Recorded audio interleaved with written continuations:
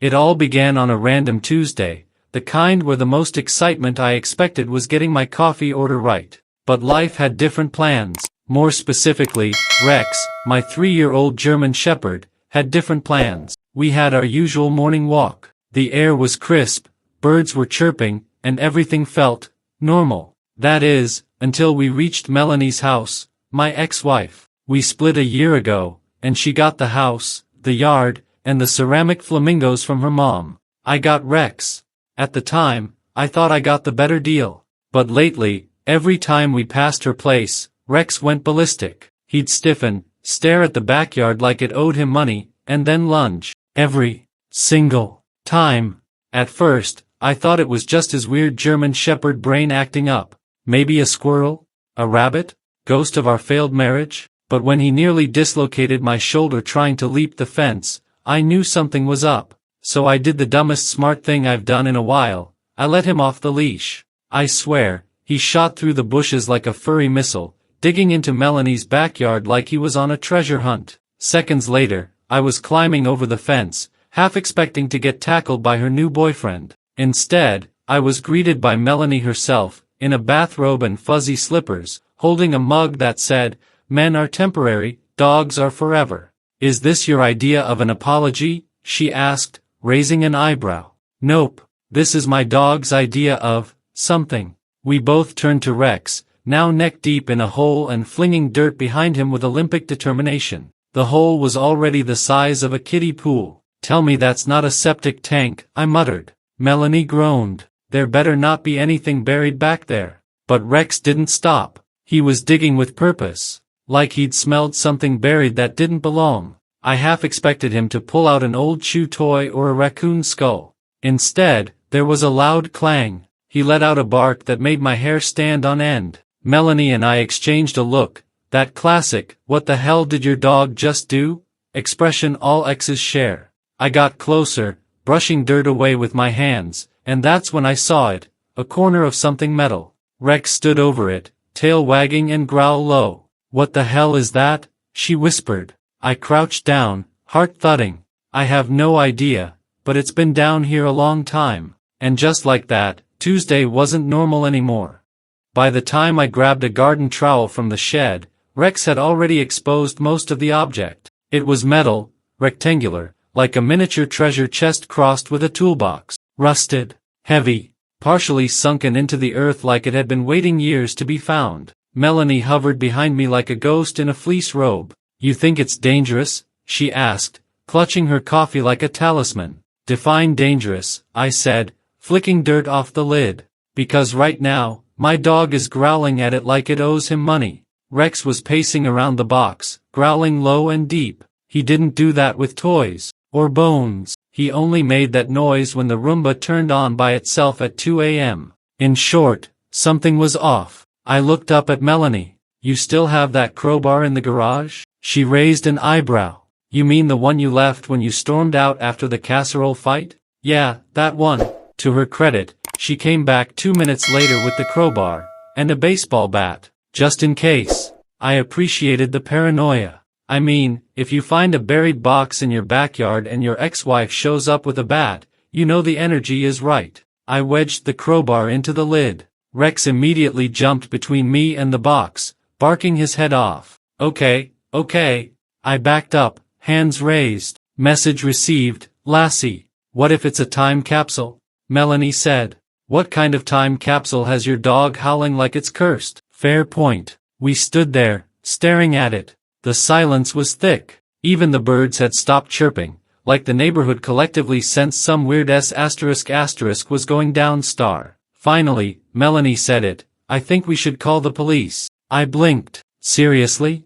I mean, we don't know what it is. What if it's evidence? What if it's, like, mafia stuff? Or a bomb? "Mel, this isn't an episode of Law and Order, Suburban Edition." She didn't budge. "It's either the cops or I hit it with this bat." And just as I was about to make a snarky remark, Rex let out a deep bark, one I'd never heard before. Like a warning. That sealed it. "Okay," I sighed, pulling out my phone. "Let's call it in." As I dialed, Melanie muttered, "Of all the stupid things you've dragged into my yard, This might be the one that makes the evening news. Rex plopped down next to the box, resting his head on top of it like he was guarding the Ark of the Covenant. Whatever was in there, it meant something to him. And to be honest, it was starting to mean something to me too.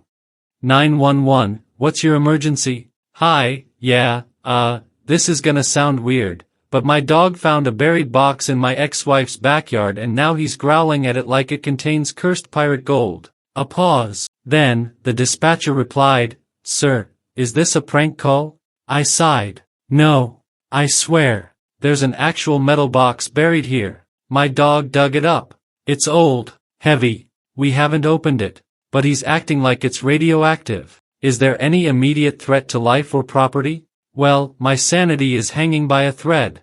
Another pause. We'll send someone to take a look. 20 minutes later, a squad car rolled up. 2 officers stepped out, one young, fresh-faced, and clearly wondering what life choices brought him here. The other was older, grizzled, and chewing gum like it owed him rent. They stared at the hole, at the box, at Rex, who was still guarding it like he was waiting for a command from dog heaven. So, this is it? The young cop asked. Yep, I nodded.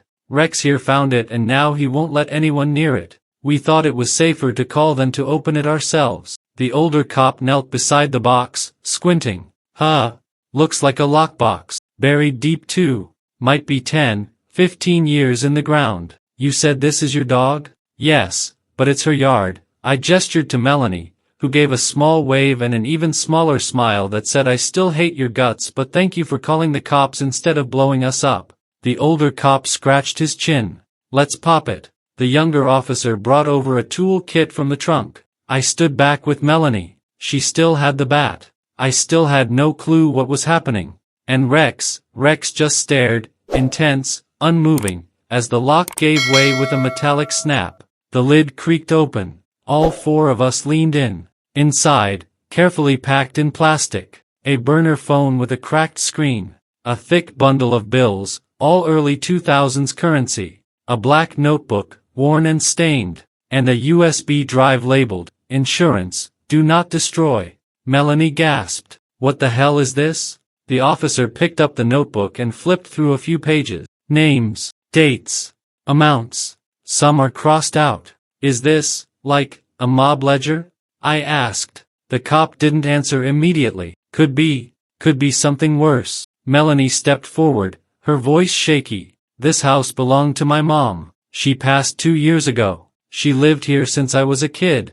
Anyone else stay here with her? The cop asked. She nodded slowly. Her boyfriend, Derek Caldwell. He disappeared in 2009. The older cop looked up sharply. Did you report it?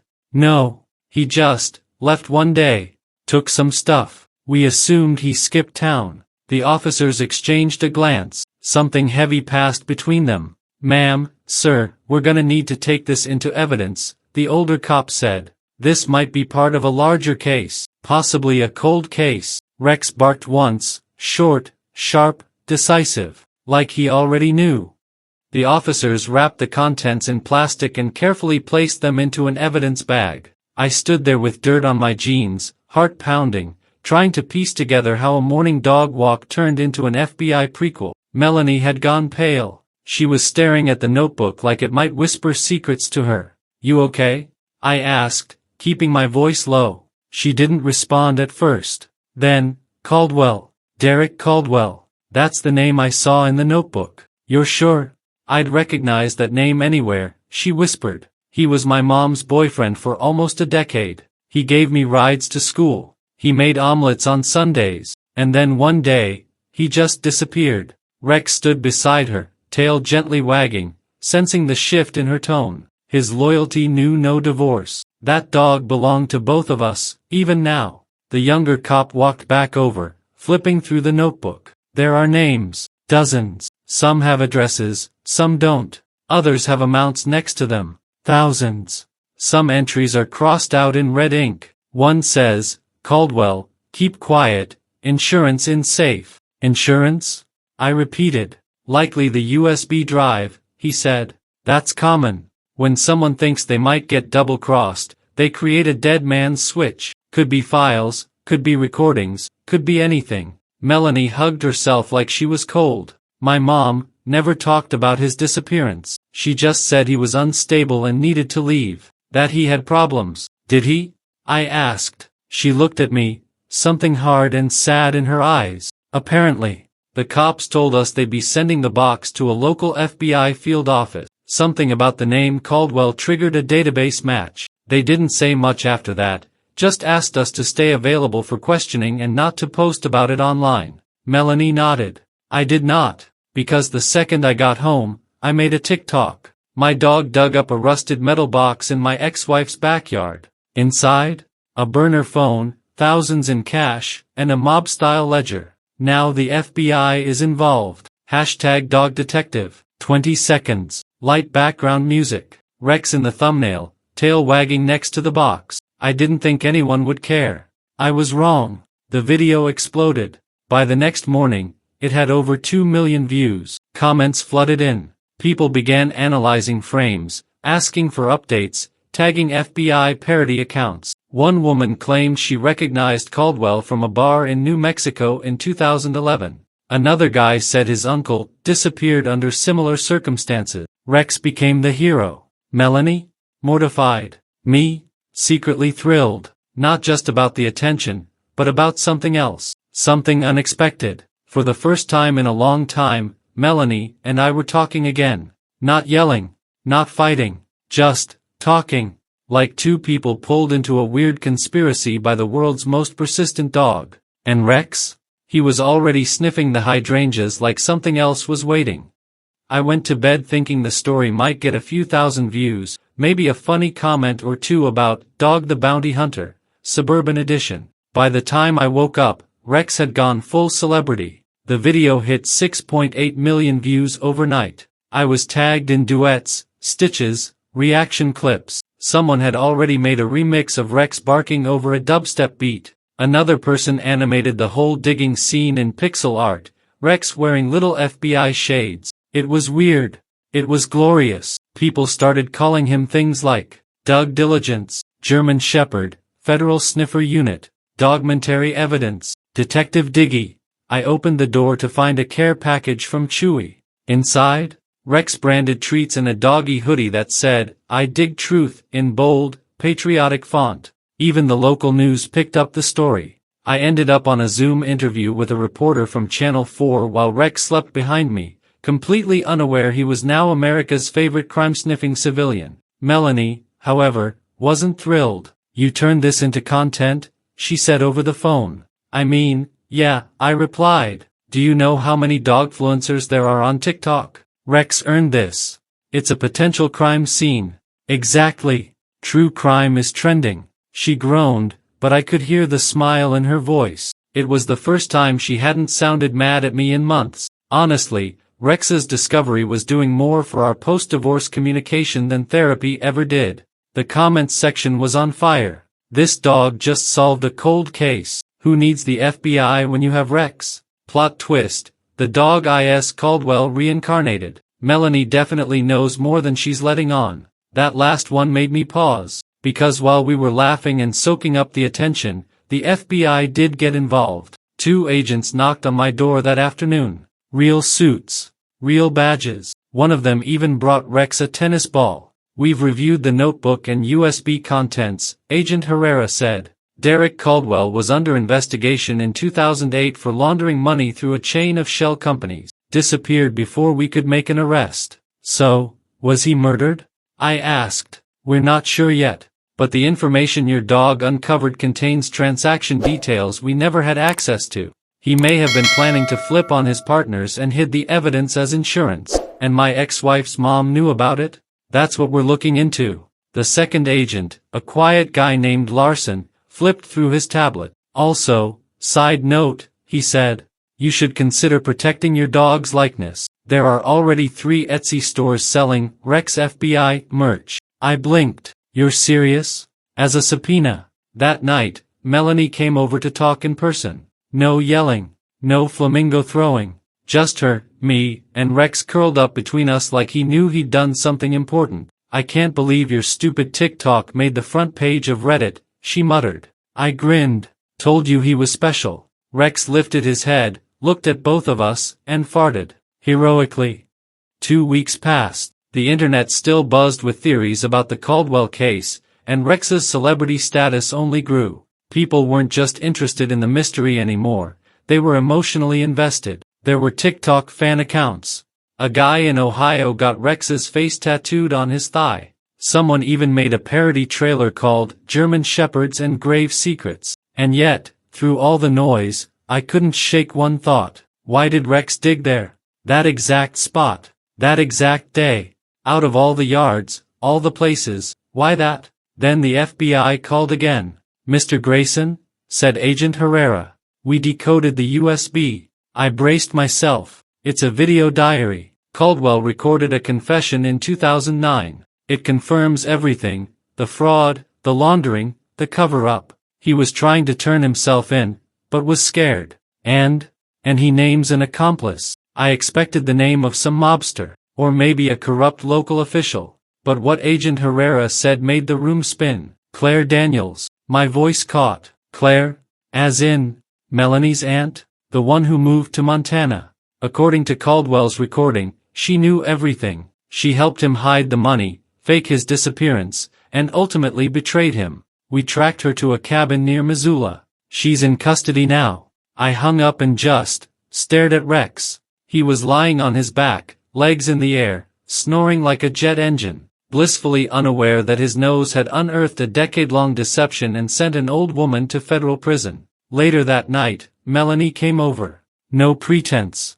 No argument. I heard, she said. She looked more tired than I'd ever seen her. She's my mom's sister, she whispered. I grew up calling her Aunt Claire. She gave me rides to dance practice. She helped decorate this yard. She sat down on the back step, staring at the hole, now filled in, but still fresh with the memory. She lived here for a month after my mom died, she said. She could have buried it then. We sat in silence. Rex wandered between us, tail swaying gently, occasionally pausing to lick Melanie's hand. I guess you were right, she said, scratching behind his ears. Rex was trying to tell us something.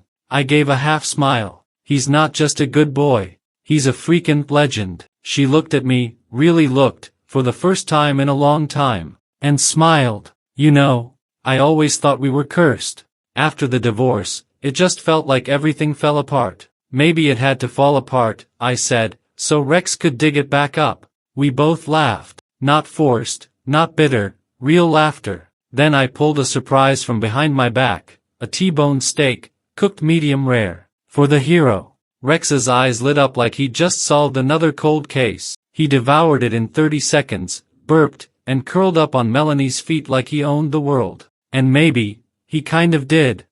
What do you think Rex was really trying to tell us? Was it instinct? Fate? Or did he sense something deeper that even we couldn't see? Drop your theory in the comments. Was Caldwell murdered? Was Aunt Claire behind it all? And seriously, should Rex get his own Netflix show? Don't forget to like, subscribe, and pet your dog today. They might be smarter than you think.